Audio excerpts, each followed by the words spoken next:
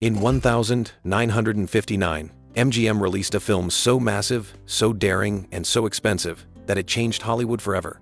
Ben-Hur, directed by William Wyler and starring Charlton Heston, was more than just a biblical epic. It was a gamble to save a struggling studio, a logistical nightmare, and ultimately, one of the greatest triumphs in cinema history.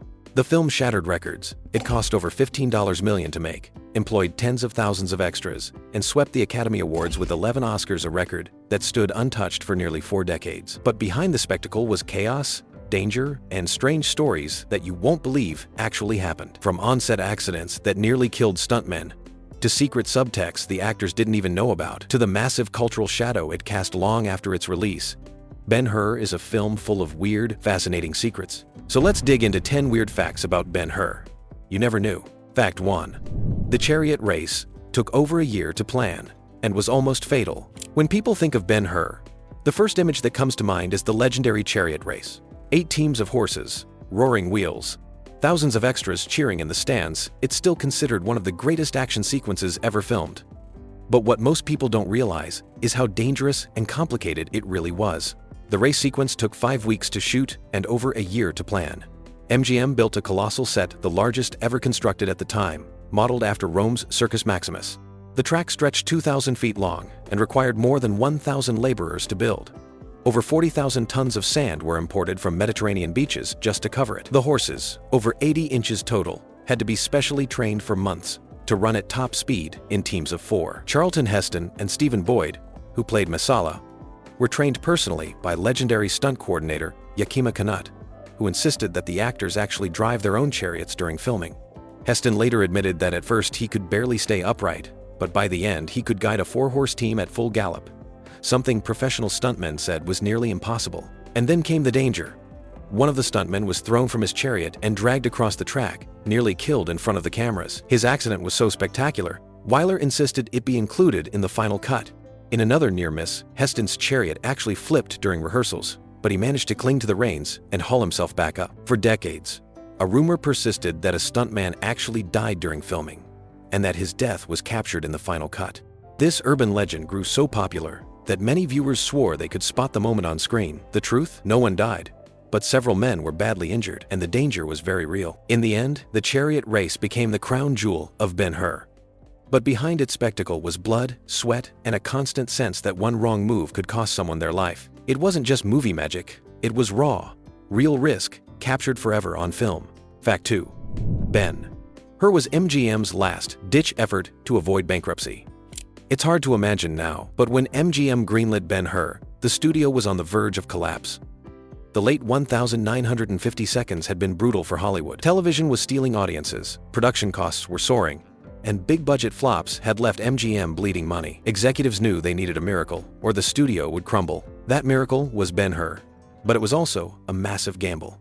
With a budget of over $15 million, about $150 million today, it was the most expensive film ever attempted. If it failed, MGM would have gone bankrupt. To save costs, the studio shot almost entirely in Rome at Cinecittà Studios, which provided cheap labor and sprawling backlots. They employed 50,000 extras and thousands of costumes, building colossal sets that could rival anything Hollywood had ever attempted. But the pressure was unbearable. Director William Wyler was constantly reminded that the future of the studio rested on his shoulders. MGM executives demanded spectacle on a scale no one had ever seen before. Crew members later recalled the sense of desperation in the air. This wasn't just another movie, it was MGM's last lifeline. And then, it worked. When Ben-Hur premiered, it became a global sensation. It earned over $146 million worldwide, making it the highest-grossing film of its era. It didn't just save MGM, it resurrected the studio, at least temporarily, and proved that Hollywood could still produce epics that television couldn't touch. So when you watch Ben-Hur, remember this: you're not just watching a movie, you're watching a film that saved an empire. Without it, MGM might have collapsed, and Hollywood history would look very different today. Fact 3. The film's secret gay subtext was hidden from Charlton Heston. One of the strangest behind-the-scenes stories about Ben-Hur is that it contained a subtext that the star, Charlton Heston, didn't even know about. Screenwriter Gore Vidal, who was uncredited but heavily involved in reworking the script, revealed years later that he and director William Wyler had secretly written the early relationship between Judah Ben-Hur, Charlton Heston, and Masala, Stephen Boyd. with a subtle homoerotic undertone. Their idea was that Judah and Masala weren't just old friends, they had been closer, almost like lovers in their youth. When Masala betrays Judah, it wasn't just political or personal. It was meant to feel like a deeply intimate betrayal. But here's the twist. They never told Heston. Vidal claimed Wyler worried that Heston, a famously macho leading man, would reject the idea outright.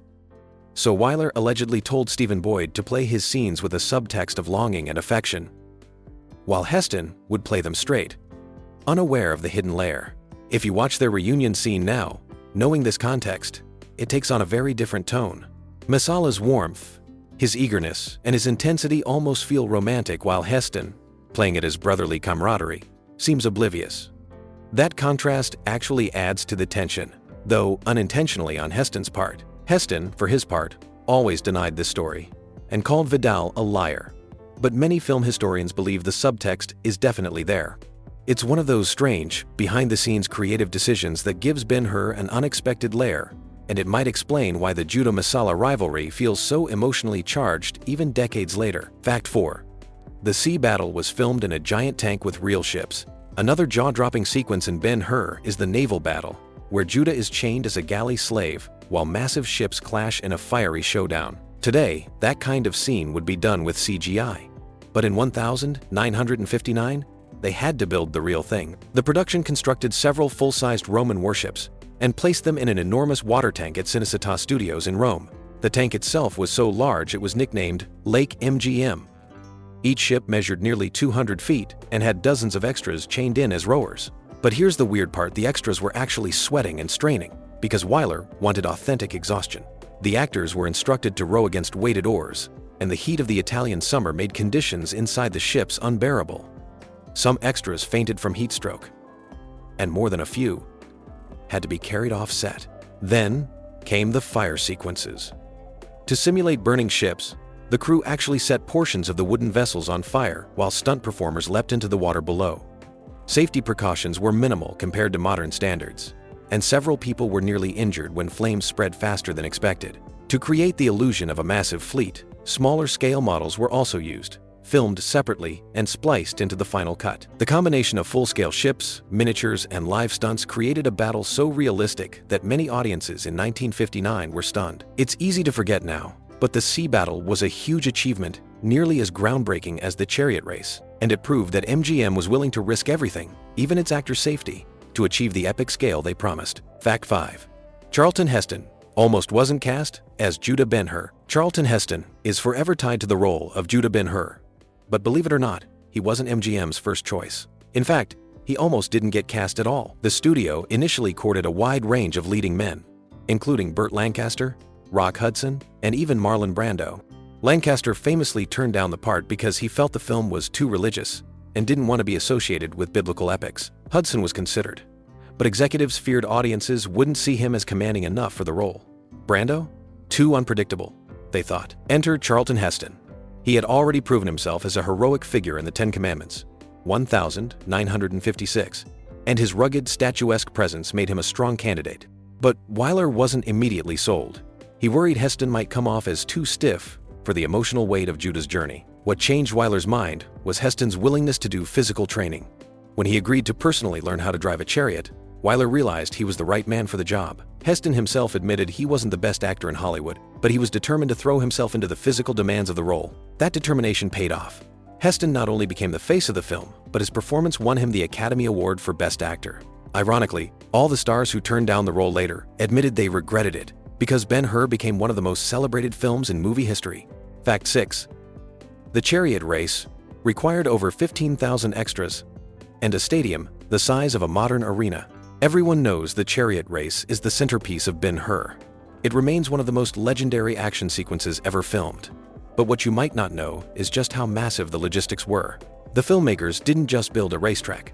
They built an entire replica Roman circus. This stadium was over 2,000 feet long and covered 18 acres of Cinecittà Studios. It was so huge that from above, it looked like a real Roman sports arena. The track itself took nearly a year to complete and required thousands of laborers. To make the scene truly epic, MGM hired over 15,000 extras to fill the stands. Think about that for a second, 15,000. That's more than the audience at many NBA games today. The extras were dressed in period costumes and given props to wave so the crowds felt alive. On some days, actual Roman reenactment groups were brought in to act as spectators, adding to the authenticity. Then came the horses. Each chariot was pulled by a team of 4, and the animals had to be trained for months. Stunt coordinator Yakima Kanut drilled both horses and riders relentlessly, choreographing the race down to the last detail.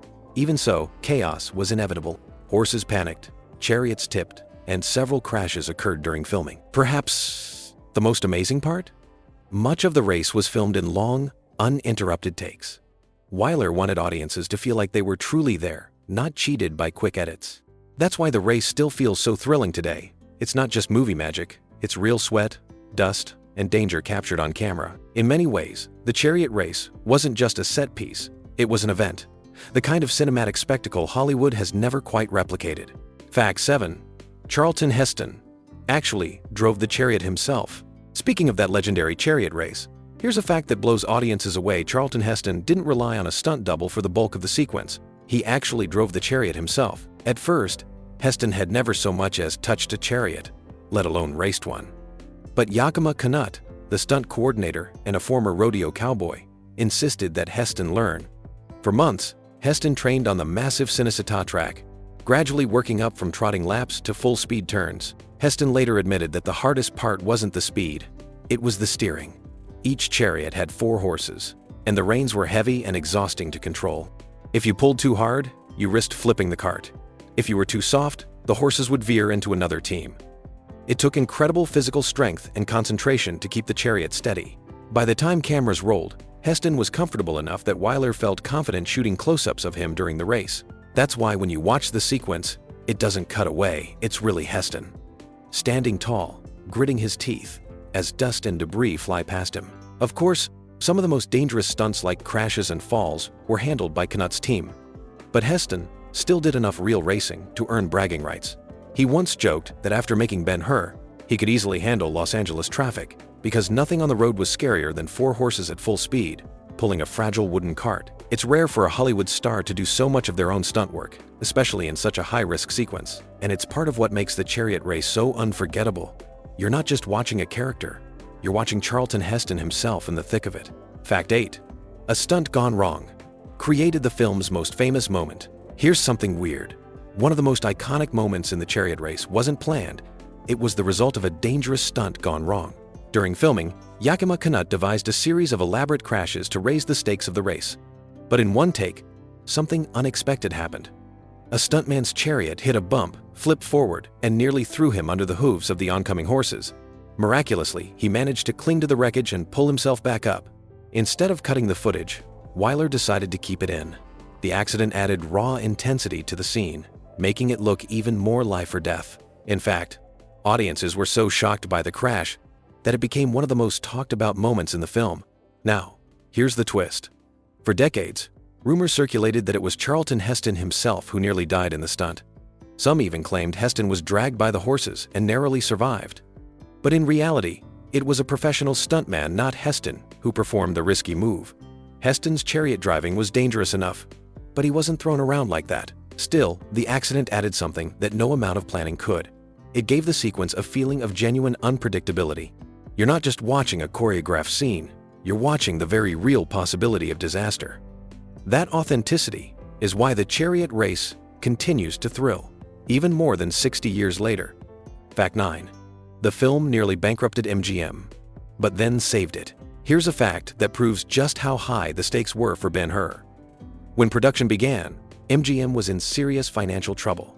The studio had suffered a string of box office flops, and executives were desperate for a hit that could restore their reputation. But instead of playing it safe, they doubled down on the riskiest gamble of all, pouring an astronomical $15 million into Ben-Hur. At the time, it was the most expensive movie ever made. And costs kept climbing. The massive sets, the thousands of costumes, the armies of extras, and the long shooting schedule ballooned the budget even higher. Executives were terrified. If Ben-Hur failed, MGM might collapse entirely. The studio was literally betting its future on one film. Thankfully, the gamble paid off beyond anyone's wildest dreams. When Ben-Hur was released in 1959, it became the highest-grossing film of the year, earning $74 million domestically, the equivalent of over $500 million today. The movie didn't just succeed financially, it swept the Academy Awards, winning 11 Oscars, including Best Picture, Best Director, and Best Actor for Charlton Heston. That tied the all-time record for Oscar wins, a record only matched by Titanic.